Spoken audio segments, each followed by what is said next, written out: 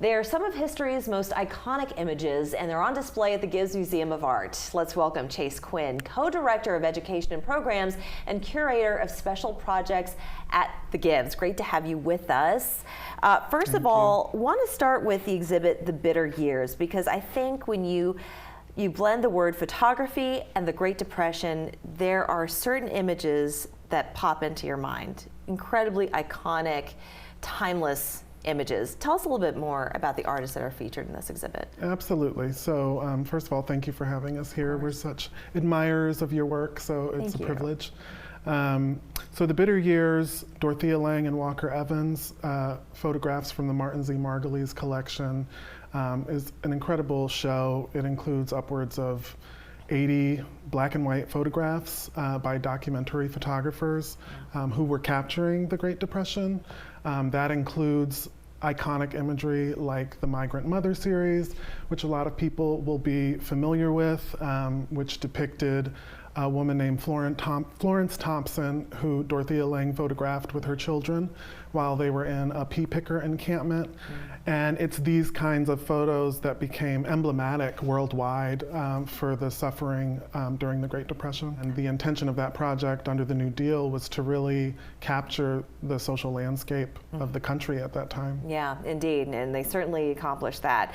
Moving on to the exhibit, Something Terrible May Happen. Okay, so these images are really ahead of their time, if you will. Absolutely. And it adopts a Japanese form of art. And maybe you can explain a little bit more to our audience what that is. Absolutely. So the full title is Something Terrible May Happen, the art of Aubrey Beardsley and Edward Ned I.R. Jennings.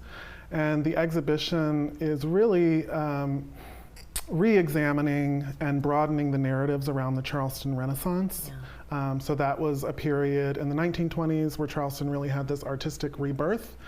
So we're for the first time exploring the influence of British art and British aestheticism specifically, and the influence of queer art and culture on the visual arts of Charleston. So that's really exciting. And both artists draw inspiration from Japanese woodblock prints. That was a feature of the British aestheticism movement. So the exhibit bridges the late 1800s up through to the 1920s in Charleston, and really introduces some new stories. And they call that the decadent period? Absolutely. And why do they call it the decadent period? It was the turn of the century. People were emerging from the Industrial Revolution. They wanted to celebrate beauty. They wanted to have fun. Sexuality, political experimentation. Sure. You know, I think people didn't really know what to expect of the new century.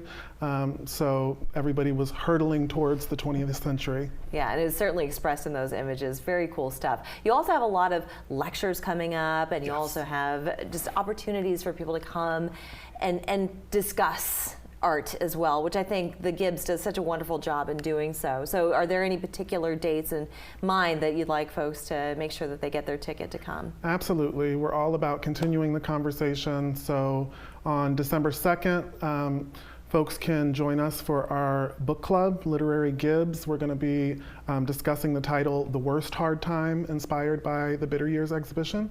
And then we're excited about two events connected to Something Terrible May Happen.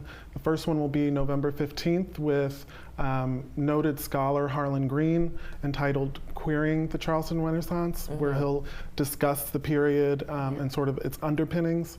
And then on December 12th, we are honored to be hosting the Curator of Drawings at the Musée d'Orsay in Paris, Caroline Corbeau-Parsons, for a talk about Aubrey Beardsley. Oh, fantastic. Yeah. And do you have to be a member to be able to attend? You don't have to be a member. You just have to go to our website at gibbesmuseum.org and you can sign up. Chase Quinn, thank you so much for joining us. Folks, we're going to put that information on the screen. We hope to see you there. We'll be back after this.